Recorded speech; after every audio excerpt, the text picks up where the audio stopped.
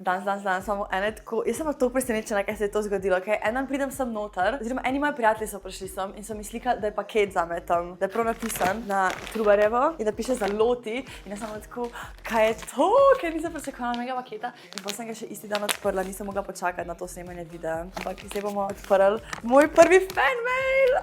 To je to kluškan. Ok, jaz si tak že vem, kaj je noter, tako da to bo zdaj fake reaction, ampak delimo se, da sem to zdaj odstrigla. Dobila sem fucking tako tote bag, kaj,